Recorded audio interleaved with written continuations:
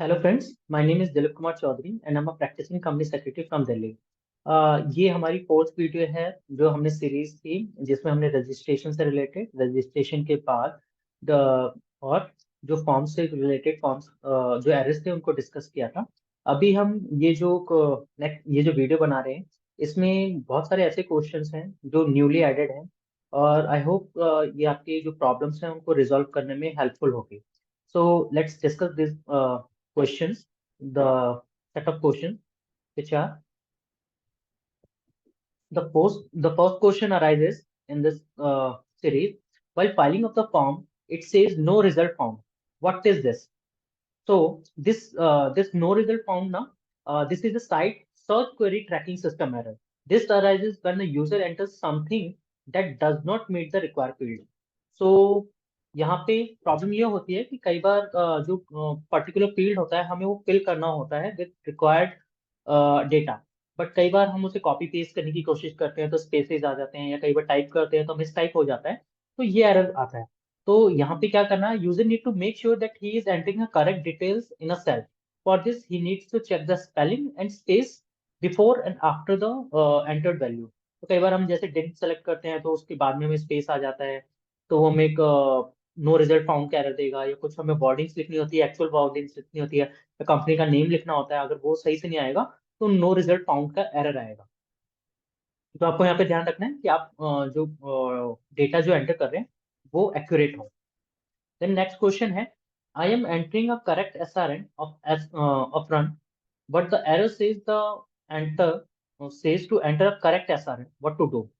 तो ये एरर है रिलेटेड है linking of SRN of V2 in V3 और V3 टू अदर फॉर्म्स। तो ये अराइज होता है जब जो दो SRNs को आपस में लिंक होना होता है तो नहीं हो पाता। सपोज कि आपने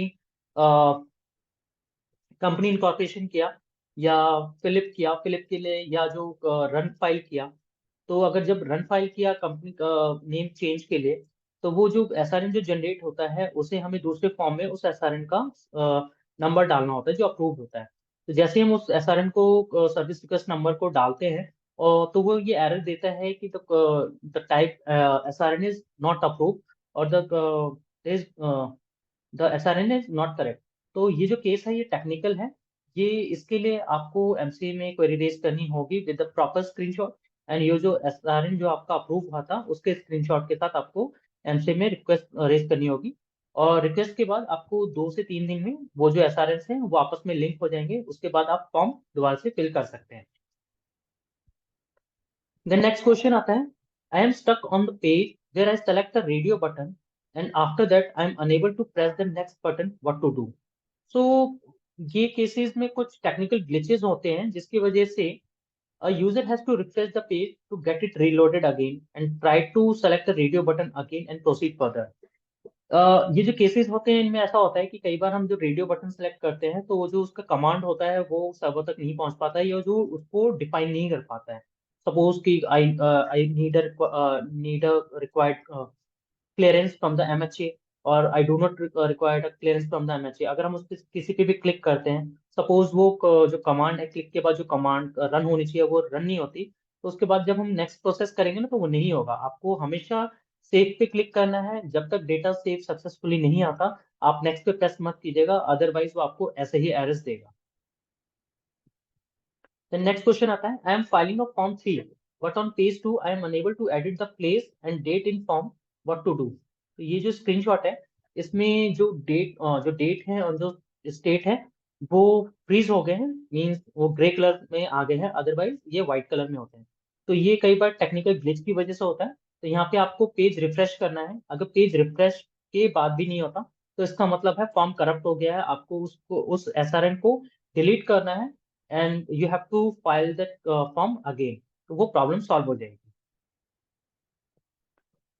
देन नेक्स्ट क्वेश्चन आता है, I have registered the DSC of directors in their respective business user account but while filing of the form it says digital signature verification field, please affix a valid DSC, how to get rid of this error, the same DSC is working in other forms. ये technical glitch है, अभी MCA में इसकी working चल रही है।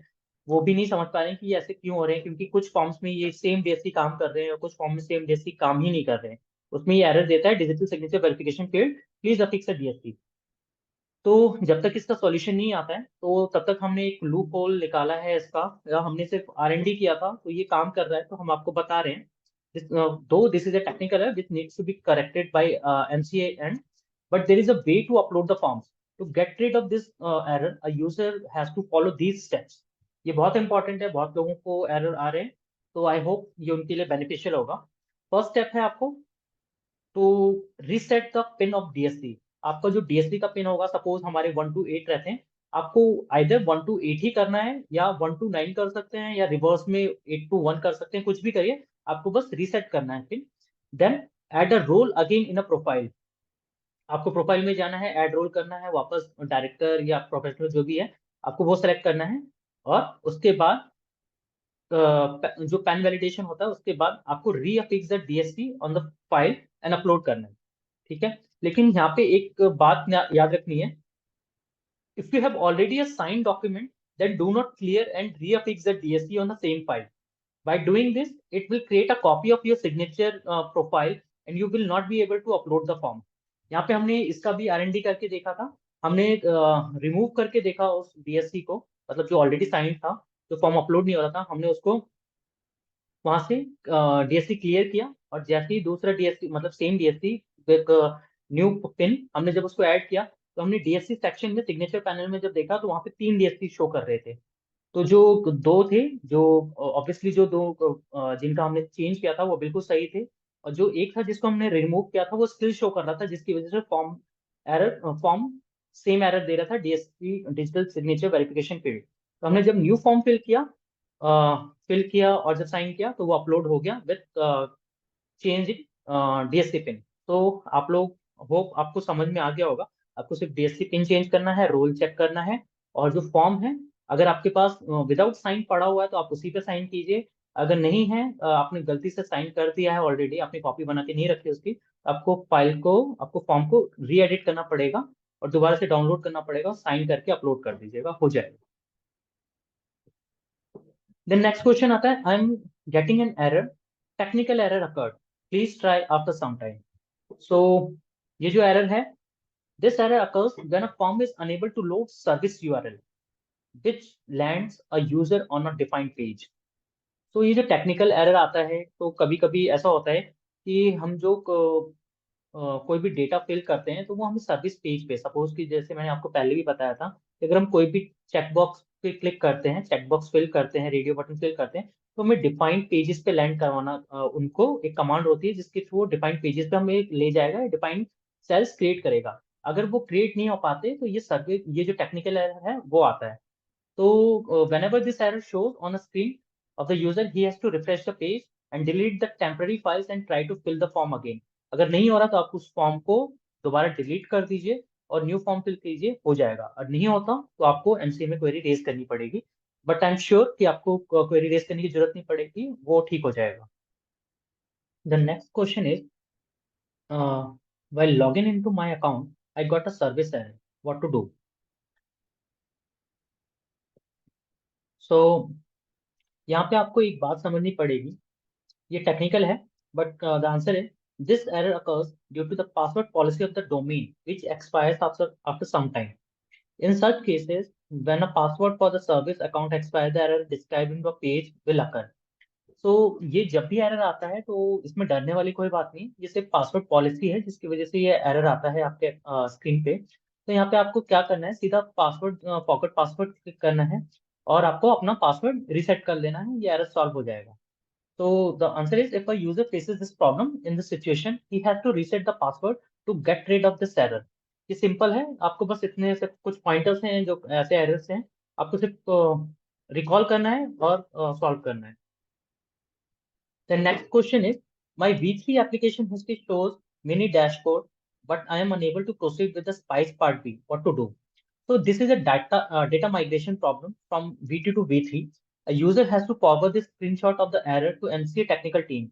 So the raising of ticket either by doing email or creating a service request. It shall be realign bye them only eight there and. ये इसमें हम लोग कुछ नहीं कर सकते, इसमें कोई ट्रिक या कुछ भी प्रॉब्लम हमारे एंड से नहीं, हमारे एंड से सॉल्व होने लायक नहीं है। ये सिर्फ वही लोग कर सकते हैं। आपको इसका पूरा जो मिनी डैशबोर्ड है उसको, उसका स्क्रीनशॉट, जो मिनी डैशबोर्ड पे जब आप प्रोसीड टू पार्ट बी करते हैं, उस पे जब वो सर्विस एरर आता है या जो जो एरर आता है उसका स्क्रीनशॉट लेके आपको ईमेल करना है, जो और आपको अपना एसआरएन नंबर भी ईमेल करना है, तो वो लोग ये ठीक कर देंगे। Then next question is, I reserved a name on V2 in January and now all forms are shifted to V3. Will I be able to see those forms on V3? The answer is absolutely yes. If a user has migrated his user account from V2 to V3, then you will be able to see the reserved name in My Application tab. And in front of the SRN, you will see a mini dashboard which contains the Spice Part B and other related forms. A user has to proceed with the filing of the Spice Part B in the mini dashboard only. Okay, तो यहाँ पे आपका जो भी V2 में अगर आपने create किया था, अगर सेम ईमेल आईडी से अगर V3 में भी अकाउंट है, V2 का डेटा ऑटोमेटिकली माइग्रेट हो जाएगा। अगर नहीं होता तो आपको फिर सर्विस टिकट रेज करनी है एमसी को, तो वो कर देंगे। अदरवाइज ये सब लोगों के लिए ऑटोमेटिकली माइग्रेट हो जाएगा। देन नेक्स्ट क्वेश्चन है question number 51। I reserve the name on V2 in January and now all forms are shifted to V3. My V2 and V3 user IDs are different, and will I be able to see those forms on V3? Or if not, then how to migrate it to V3? तो यहाँ पे कुछ लोगों के साथ ये problem हुई थी कि उन्होंने V2 अकाउंट, उनका V2 अकाउंट था, बट ड्यू टू मिसकम्युनिकेशन उनको पता ही नहीं चला कि उनको V3 अकाउंट क्रिएट नहीं करना था, उनको अपग्रेड करना था V2 से V3 में, तो उन्होंने गलती से V3 का अकाउंट बना लिया। और कई लोग सक्सेसफुल भी हो गए क्योंकि उनका जो पैन था वो एसोसिएटेड नहीं था V2 में।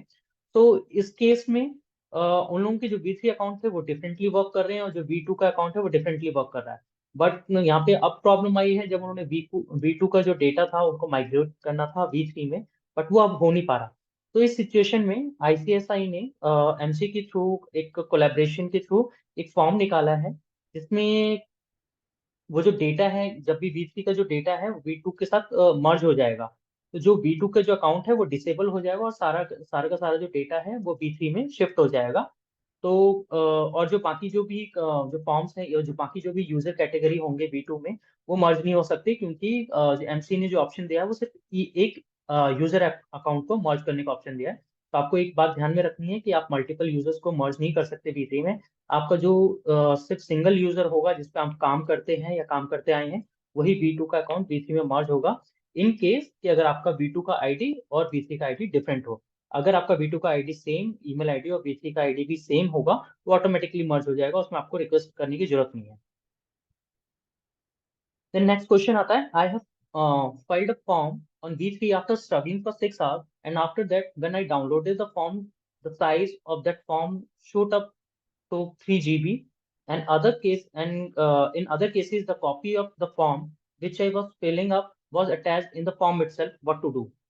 ये केस डिफरेंट है, ये केस हो चुका है भी मेरे साथ ही, क्योंकि मैंने भी जब MGT 14 फिल किया तो वहां पे भी सेम केस अराइज हुआ था कि मैंने जब MGT 14 फिल किया, बहुत मुश्किल से वो फिल हुआ, बहुत एरर्स के साथ फिल हुआ, लेकिन जब वो डाउनलोड हुआ तो उसके MGT के अंदर एक और MGT था, और जो मैंने मल्टीपल फाइल्स, मतलब कि जो फाइल्स जो अपलोड किए थे उनकी भी कॉपीज उसमें बन गई थी। एक यूजर्स के साथ तो ये हुआ था कि उनके 3 GB का डेटा डाउनलोड हो गया था, वो फॉर्म डाउनलोड हो गया था। तो इस केस में आपको क्या करना है, it is an issue related to a form. सबसे पहले आपको ये बात ध्यान रखनी है कि फॉर्म से रिलेटेड इशू है। A user while making a multiple attempts to edit the form creates a cache in it, and result of it, while he uploads the files again, it creates a multiple copies of those particular attachments. तो यहाँ पे problem ये होती है कि अगर जब भी आप एडिट करते हैं तो कैशे में ऑलरेडी फाइल्स स्टोर रहती है। जब भी आप एडिट करके दोबारा उस फाइल को अटैच करते हैं, तो आपको दिखता तो नहीं है कि वो आपको शो करेगा कि there is no file attach, you have to file a new form और न्यू फाइल। तो जैसे ही आप वो फाइल अटैच करते हैं तो उसकी मल्टीपल कॉपीज ही बन रही होती हैं। जब आप उसको डाउनलोड करते हैं तो मल्टीपल कॉपीज डाउनलोड हो जाती हैं। तो अगर आपको इस प्रॉब्लम से इस प्रॉब्लम को सॉर्ट आउट करना है, तो आपको सिर्फ क्या करना है, एक कहना डमी फॉर्म बना लेना है, डमी फाइल बना लेनी है, पीडीएफ फाइल, उसका नाम टेस्ट रखना है। मैंने ऑलरेडी इसमें समझाया हुआ है। Like create a word file and enter some characters in it, then save it as a PDF with file name test, re-edit the form, replace all the attachments with this test file, submit the form, check the downloaded form. If this contains only test files, then re-edit the form and attach the original files again, and save and submit. By following this step, a user can be able to download this files correctly. ये भी हमने R&D किया था कि जब एक ही file हम multiple time attach कर रहे होते हैं तो उसकी कॉपीज क्रिएट हो रही थी। तो हमने क्या किया था कि एक टेस्ट फाइल बनाई थी और उसको सब जितने भी अटैचमेंट्स थे हमने उनकी जगह उनको पेस्ट कर दिया था, अपलोड कर दिया था।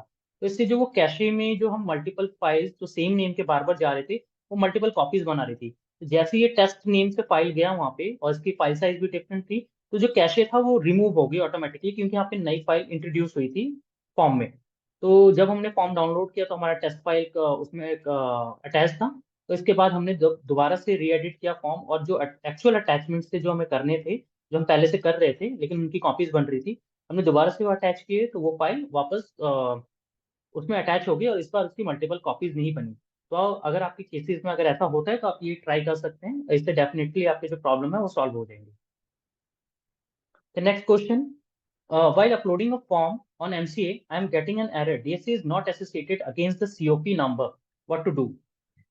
ये प्रॉब्लम बहुत सारे मेंबर्स के साथ और बहुत सारे डायरेक्टर्स के साथ हुई है। तो डायरेक्टर्स के साथ जो था वो भी मैंने आपको बता दिया था कैसे सॉर्ट आउट करना है। सेम जो प्रोसीजर है आपको सीओपी होल्डर्स के साथ भी करना है। तो this is a technical error. You do not need to change your membership number with COP in profile section. कुछ सीनियर मेंबर्स ने ये बोल दिया था या सजेस्ट किया था कि जो हमारा जो सीओपी नंबर है, अगर वो कह रहा है कि सीओपी नंबर रजिस्टर नहीं है, तो आप अपने प्रोफाइल में जाओ, मेंबरशिप नंबर को सीओपी नंबर के साथ चेंज कर दो। बट यहाँ पे उनको ये नहीं पता था कि एक प्रॉब्लम, बहुत बड़ी प्रॉब्लम अराइज हो सकती है, क्योंकि अब जो सिस्टम है वो एआई के थ्रू डिफाइंड होता है। तो जैसे ही आर्टिफिशियल इंटेलिजेंस के थ्रू अगर वो डिफाइन हो गया कि आपने मेंबरशिप नंबर की जगह आपने सीओपी डाला है और फॉर्म में भी सीओपी डाला है, बट जो फॉर्म है वो हमारा इस तरीके से काम करता है कि जो आपने जो मेंबरशिप नंबर डाला है और जो फॉर्म में सीओपी नंबर डाला है, वो सीओपी को मैच करता है कि जिसने साइन किया है उसके मेंबरशिप के साथ वो सीओपी नंबर अटैच मैच होती है कि नहीं। बट यहाँ पे अगर आपने मेंबरशिप की जगह आपने सीओपी डाल दिया, सपोज मेरा मेंबरशिप नंबर 47,000 है, मेरा सीओपी नंबर 11,000 की रेंज में है। अगर मैंने 11,000 को मेंबरशिप नंबर की जगह चेंज कर दिया, ये समझ के कि वो सीओपी नंबर मांग रहा है, तो बट यहाँ पे जब वो सर्वर या वो जो फॉर्म में जो प्रॉब्लम है अगर वो ठीक होती है, जो भी हम फॉर्म फिल करते हैं उसको एआई माइट बी और मे बी वो इनवैलिड क्रिएट कर देगी, इनवैलिड शो कर देगी। इनवैलिड इसलिए शो कर देगी क्योंकि जो हमारा जो मेंबरशिप नंबर, जो हमने जो सीओपी नंबर डाला था फॉर्म में, वो हमारा जो मेंबरशिप नंबर था जिसे हमने अपने सीओपी नंबर के साथ चेंज कर दिया है वो मैच नहीं होगा।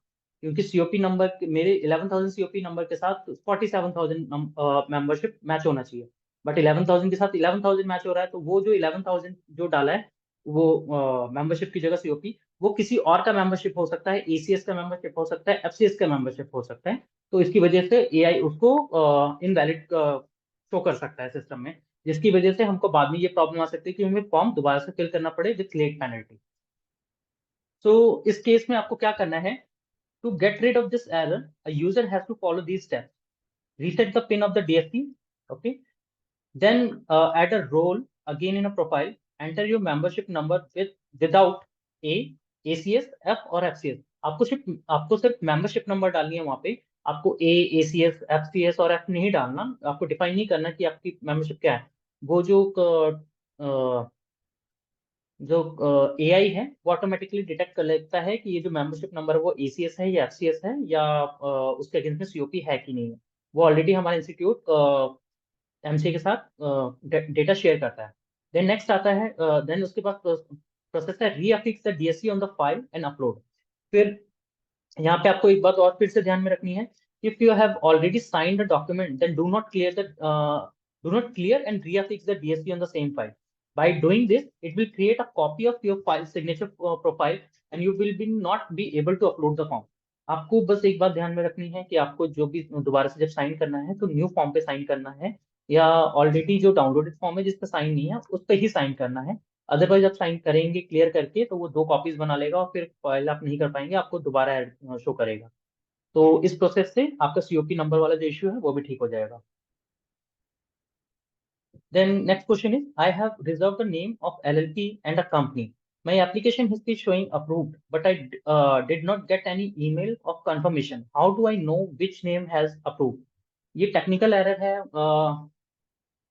कई बार हमारे पास मेल्स नहीं आ पा रही हैं, प्रोफेशनल के पास मेल नहीं आ पा रही हैं, जो हमारे क्लाइंट्स हैं जो जिनके बिहाफ पे हम डेटा फिल कर रहे हैं उनको मेल्स नहीं जा पा रही है सक्सेसफुल का। तो इस केस में हमें क्या करना है अपने एंड से, to know the LLP name you need to proceed with the FiLLiP form. There you will be able to see the approve name. जैसे आपने 2 नेम दिए हैं उनमें से कोई सा भी अप्रूव हुआ है, तो जब आप फिलिप फॉर्म फिल करेंगे तो वो आपको शो करेगा कि आपका कौन सा नेम अप्रूव हुआ है।